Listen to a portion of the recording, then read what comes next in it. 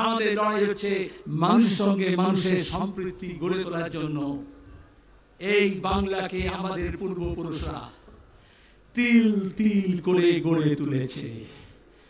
এই বিজেপি তৃণমূলের হাতে এই বাংলাকে আমরা সর্বনাশ করতে দেব না। এই শপথ নিয়ে আমাদের ফিরে যেতে হবে। আচ্ছা, সরকারের কাজ কি? ট্রাম চালাবে, ট্রেন চালাবে, গণপরিবহন চালাবে, রেল চালাবে, প্লেন চালাবে, এয়ারপোর্ট চালাবে, বন্দর চালাবে, রেল স্টেশন চালাবে, পোস্ট অফিস চালাবে, ব্যাংক চালাবে। মোদী সরকার বলছে ওইসব আদানি আম্বানি চালাবে। বলে তুমি কি চালাবে? বলে আমি মন্দির চালাবো, আমি মন্দির বানাবো, আর নাহলে আমি ওয়াকফ বোর্ড চালাবো, আমি ওয়াকফ সম্পত্তি রক্ষণাবেক্ষণ করবো। আরে বাবা, যখন ভোট চেয়েছিলে, তোমার ম্যানিফেস্টোতে কথা বলেছিলে, তখন তো বলেছিলে সবকা সাথ সবকা বিকাশ। আর এখন হচ্ছে ধরে ধরে সবকা বিনাশ। ওয়াকফ আইন যে পাল্টালো, আজকে সুপ্রিম কোর্টও বলেছে, প্রাথমিক কথা বলেছে, ইন্টারিম কথা বলেছে, যে কথা আমরা বলছিলাম, আমাদের সংবিধানে সব ধর্ম, সব জনগোষ্ঠীর নিজস্ব মত অনুযায়ী, বিশ্বাস অনুযায়ী তাদের অধিকার আছে, সেটাকে পালন করা, সংগঠন গড়ে তোলা, প্রতিষ্ঠান গড়ে তোলা, তাকে চালানো।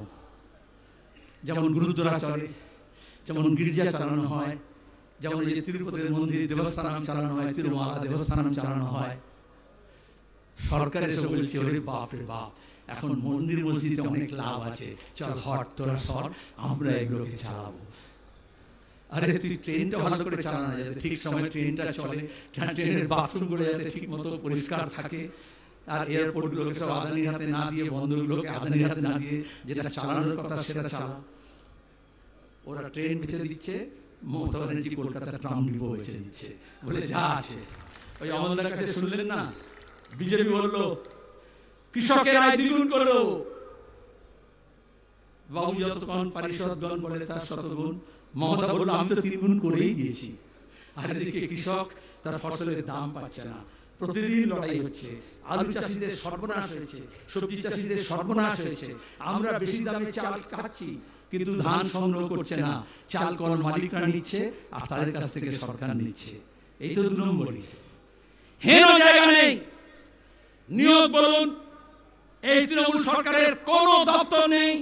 চ্যালেঞ্জ দিয়ে বলছি, যেখানে দুর্নীতি হয় না, আর কাটমানি হয় না, তোলাবাজি হয় না। এই বিজেপি প্রথমে সে খুব কাটমানি তোলাবাজি বলছে, এখন আর বলছে শুধু ভাগাভাগির ব্যাপার আছে। মমতা বলেছে 75-25, আর ওদিকে আরএসএস বিজেপি বলেছে ওই 75-এর মধ্যে 25 আমাকে দিলেও ভালো হবে। ব্যাস, তারপরে আরজিকর ভুলে যাও, কয়লা পাচার ভুলে যাও, গরু পাচার ভুলে যাও, এই যে বালি পাচার ভুলে যাও, শিক্ষক নিয়োগের দুর্নীতি ভুলে যাও, নারদে যেমন ভুলে গেছো, চিট ফান্ড যেমন ভুলে গেছো। চোখের সামনে আছে, যারা আমরা বলতাম 10 বছর আগে এই ব্রিগেডে বলেছিলাম যে তৃণমূল কংগ্রেস 2014-এ মোদী সরকার আসার পরে মুকুল রায়কে দিয়ে বাইপাস করেছে, সরাসরি যোগাযোগ করেছে। আর আজকে দাঁড়িয়ে মমতা কি বলছেন ইন্ডোর স্টেডিয়ামে? মোদী ভালো, অমিত শাহ খারাপ। এটা নতুন কথা নয়। একসময় বলেছিলেন বাজপেয়ী ভালো, মাগো খাইছিলেন তার মাকে দিয়ে, আর আদবানি খারাপ। তারপরে 2014-তে বললেন আদবানি ভালো, প্রধানমন্ত্রী হলে সমর্থন করবো, মোদী খারাপ। এখন 2025-এ বলছেন মোদী ভালো, অমিত শাহ খারাপ। লিখে রাখো, 2026-এ বলবে অমিত শাহ ভালো, যোগী খারাপ। এটাকে বলে কম্পারেটিভ অ্যাকসেপ্টেন্স, তুলনামূলক গ্রহণযোগ্যতা। তাহলে একজনকে খারাপ বলছেন সেটা নয়, অন্যজনকে বার্তা দিচ্ছেন মোর নাম এই বলে খ্যাত হোক, আমি তোমাদের লোক। আরে আমরা অনেক আগে থেকেই জানতাম, এই জন্য মানুষকে বলছি, ওদের এই হুজুগে আপনারা পা ফেলবেন না। ব্যাপক ডিজে বাজিয়ে, ব্যাপক টাকা খরচা করে, ব্যাপক রং তামাশা করে ওরা ধর্মকে কেন্দ্র করে রাজনীতি করতে চায়। জ্যোতি বসু আমাদের বলেছেন, দুনিয়া জোড়া আমরা বামপন্থীরা বিশ্বাস করি ধর্ম যার যার নিজের নিজের, আর রাজনীতি আলাদা। ধর্ম আর রাজনীতিকে মেশাবেন না। বাংলাদেশে দেখেছেন ধর্ম আর রাজনীতি মেশালে কি হয়, উত্তরপ্রদেশে দেখছেন কিরকম বুলডোজার পলিটিক্স হয়, গুজরাটে দেখেছি কিরকম গণহত্যা হয়। আর পুলিশকে বলবো আইন অনুযায়ী, সংবিধান অনুযায়ী পুলিশের এটা দেখভাল করার কথা। পুলিশ মনে করে বাংলার এই পিসি ভাইপোকে রক্ষা করলেই হবে, কিছু করলে দেখবেন হাজার হাজার পুলিশ সব একসঙ্গে মার্চ করছে। আর কেন্দ্র বাহিনী মনে করে মোটামুটি যে চোররা তৃণমূল থেকে চুরি করে বিজেপি দিকে লাফিয়েছে, এই ডাল থেকে ও ডালে গেছে, তাকে রক্ষা করাই হচ্ছে কেন্দ্র বাহিনীর কাজ। তাহলে বাংলার মানুষকে কে রক্ষা করবে? গ্রামে গঞ্জে, ওয়ার্ডে, পাড়ায়, মহল্লায় সুবুদ্ধি সম্পন্ন মানুষ, গণতন্ত্র প্রিয় মানুষ, ধর্মনিরপেক্ষ মানুষ, শুধু লাল ঝান্ডা না, আরো অনেকে আছেন। তাদের সবাইকে নিয়ে আমাদের এলাকা ভিত্তিক একেবারে নজরদারি কমিটি তৈরি করতে হবে, যে এই সব হনুমানের নাচ যারা নাচবে, যারা দাঙ্গাবাজি করবে, তাদেরকে আমাদের আটকাতে হবে। সেই দায়িত্ব আমাদের গ্রহণ করতে হবে। ওয়াকফের আইনের সংশোধনের বিরুদ্ধে গোটা দেশে সবাই প্রতিবাদ করছেন, শুধু বিজেপি আর ওই তৃণমূলের 5-6টা এমপি ছাড়া সবাই একাট্টা হয়েছেন। তো কোথাও তো হাঙ্গামা হচ্ছে না, কোথাও তো দাঙ্গা হচ্ছে না। তাহলে কেন মুর্শিদাবাদে হলো? প্রশ্ন করবো না, তদন্ত চাইবো না। যতগুলো দাঙ্গা হয়েছে 2011-এর পর থেকে আমাদের রাজ্যে একটাও বিচার বিভাগীয় তদন্ত হয়নি। বিচার বিভাগীয় তদন্ত হলে এই যে আজকে যে পুলিশ খুন করলো হরসুন্দর দাস আর চন্দন দাসকে যারা খুন করলো, তার দুধ কা দুধ পানি কা পানি হয়ে যাবে। কিন্তু মমতা ব্যানার্জি তদন্ত করবেন না, বিচার বিভাগীয় তদন্ত চাইবেন না, আর বিজেপিও চাইবে না। তাহলে হিন্দু মুসলমান কি করে হবে?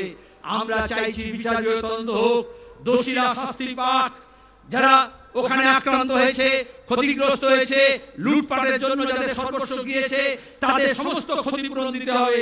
প্রাণের ক্ষতিপূরণ দেওয়া যায় না, তাও তাদের ভরণ পোষণের দায়িত্ব নিতে হবে। আর বিচার বিভাগীয় তদন্ত হলে কারা ষড়যন্ত্র করলো, পেছনে কারা ছিল, ব্লুপ্রিন্ট কারা তৈরি করলো, সেই সব বেরিয়ে আসবে। নালে বিজেপি তৃণমূল দুটোই মিলে দেখবেন সূত্র মারফত খবর বলে বলছে ওই অন্য জায়গা থেকে এসছে, বাইরে থেকে এসছে। আর যদি বাইরে থেকে আসে ধরে নি, তাহলে সীমানা পার হলো কি করে? বর্ডার ম্যানেজমেন্ট, জেলা পুলিশ প্রধান, ডিএম, এসপি আর বর্ডার সিকিউরিটি ফোর্স একসঙ্গে মিলে আইন অনুযায়ী, সংবিধান অনুযায়ী বর্ডার রক্ষা করে। তাহলে কেন হলো না? কেন ইন্টেলিজেন্স ফেল করলো? তুমি নজরদারি করো। সব থানাকে বলা হয়েছে আজকে এই CI2 কৃষক সভা, বস্তি উন্নয়ন সমিতি আর ক্ষেত মজুরদের যে জমায়েত হবে, তাতেই এত ভয় পেয়েছে। মমতা সার্কুলার দিয়েছে সব থানায় যে খবর নাও কারা যাচ্ছে, কিসে যাচ্ছে, সব বাস মালিকের ঠিকানা নাও, কে বাস দিয়েছে, কে গাড়ি দিয়েছে। আমি বলছি আরে ভাই, এখন তো শুধু বাস দিয়েছে, তাতেই নাম ঠিকানা জোগাড় করছো, যখন বাস দেবে তখন তুমি কি করবে? এত সার্ভেলেন্স, এত নজরদারি, তাহলে ওখানে হাঙ্গামা দাঙ্গা কে করবে? বাইরে থেকে আসবে কি ভেতর থেকে আসবে? তোমার কাছে কেন নজরদারি ছিল না? আসলে পুলিশ রিফর্ম দরকার। পুলিশ রিফর্ম বামপন্থীরাই বলেছে, এ পুলিশ দিয়ে হবে না, এ দলদাস পুলিশ। গোটা দেশেই পুলিশ রিফর্ম ওভারডিউ আছে। এই রিফর্ম, ওই রিফর্ম, লেবার কোড পাল্টাও, সব বলছে। কিন্তু পুলিশ রিফর্ম করতে হবে মানুষের জন্য, পুলিশ ভিআইপির জন্য না। কেন ফায়ার ব্রিগেড যায়নি? 5 ঘন্টা আগুন লেগেছে, পাড়ার লোকজন আগুন বুঝিয়েছে। প্রশ্নের জবাব দেব না, চাইবো না আমরা জবাব চাইছি। আর বিজেপি, তৃণমূল আর সাম্প্রদায়িক অন্ধ ভক্তদেরকে বলছি, আদম গণবি কমিউনিস্ট কবি ছিলেন, হিন্দিতে লিখতেন, একেবারে জনগণের কবি, আলপথে মেঠোপথে লিখতেন। তার একটা কবিতা ছিল, হিন্দু ইয়া মুসলমানों के एहसासात को मत छेड़िए, হিন্দু বা মুসলমানের আবেগকে নিয়ে খেলা করো না। হিন্দু আর মুসলমানের লড়াই লড়িও না। যদি লড়তে হয় তাহলে বেকারের বিরুদ্ধে লড়ো, যদি লড়তে হয় অশিক্ষার কুশিক্ষার বিরুদ্ধে লড়ো, গরিবের বিরুদ্ধে লড়ো। নিজের মাথার উপর যাতে ঠাঁই হয় সেই বাসস্থানের দাবি নিয়ে লড়ো, যাতে কাজ পায় লোকেরা, যাতে যারা চুরি করেছে, দুর্নীতি করেছে, সেই দুর্নীতিবাজরা জেলে যায়, সেই লড়াই লড়ো।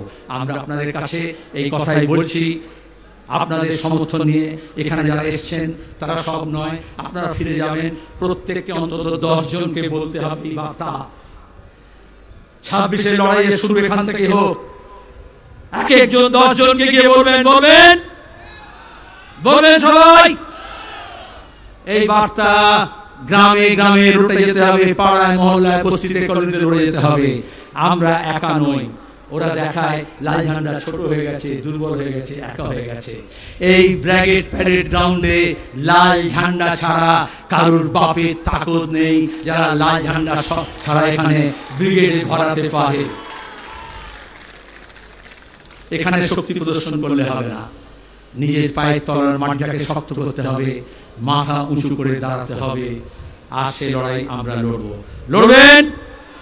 হবে লড়াই, একসঙ্গে হবে, পেছনে হবে, হবে লড়াই।